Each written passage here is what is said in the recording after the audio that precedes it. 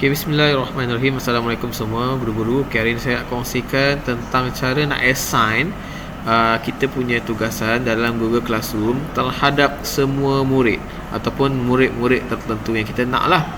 Dan tugasan ini cikgu tak perlu nak share Google Docs pada semua, nak dia orang jawab dalam form atau format yang cikgu nak. So dengan cara ni cikgu-cikgu boleh share terus Google Docs tu dan murid akan jawab menggunakan Google Docs yang cikgu share saja. Okey, pertama kali cikgu tekan create, tekan assignment. Macam biasa cikgu-cikgu nak buat. Kat situ cikgu boleh pilih lah orang apa yang cikgu nak, siapa muridnya, pilih individunya, pilih semua pun boleh, bergantung pada keperluan tugasan yang cikgu nak bagilah. Due date cikgu boleh tetapkan. Saya biasa memang letak tak ada due date lah. Topik ni kalau cikgu dah susun ikut topik bahasa Inggeris, bahasa Melayu dan sebagainya lah.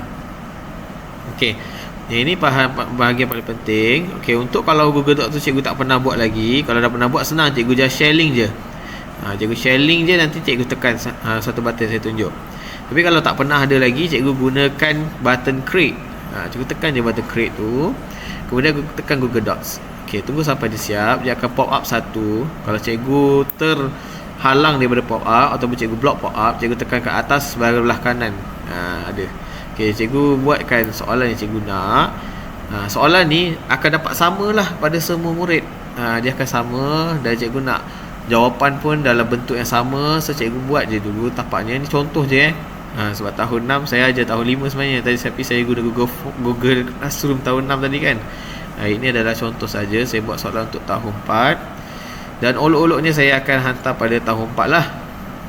Okay, saya akan bagikan beberapa soalan adab terhadap guru.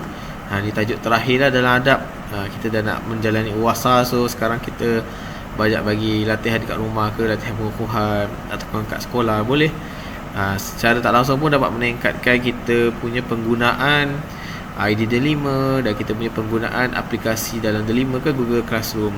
So ni contoh jawapan. Nanti kita buat lah. Nombor 1, nombor 2 kita buat garisan. Kita nak murid tulis dalam tu. Okay, seterusnya cikgu tekan pada N1 with link. Dan cikgu kena tukar lah kepada editor. Sebab tu Google Classroom nak edit benda tu. Okay, seterusnya cikgu tekan copy link dan nanti kita share lah link tu kan. Okay, kat sini ini paling penting, cikgu kena tukar kepada make a copy for each student.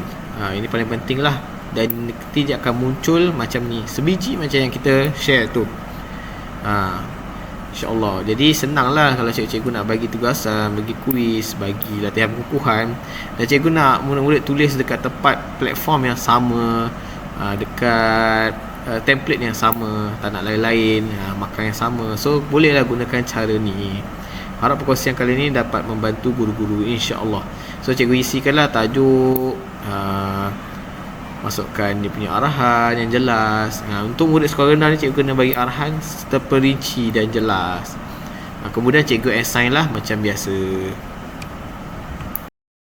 So ni adalah contoh yang kalau saya dah buat lah. Kita bagi arahan, tekankan Google Docs tersebut, isikan jawapan dalam Google Docs tersebut dan kemudian turn in setelah selesai. Turn in ni penting lah. Kalau tak turn in, macam mana nak dapatkan pada kita kan. So itu contoh saya tunjuk. Kita assign. Lepas tu nanti saya tunjuk kejap paparan. Okey, ini untuk paparan setelah kita dah assign pada setiap murid. So murid akan dapat sebiji semua sama macam yang kita share tadi. Sekejap saya tunjuk juga paparan murid apabila mereka buka. Ini adalah paparan murid apabila mereka buka. Macam itulah rupa dia.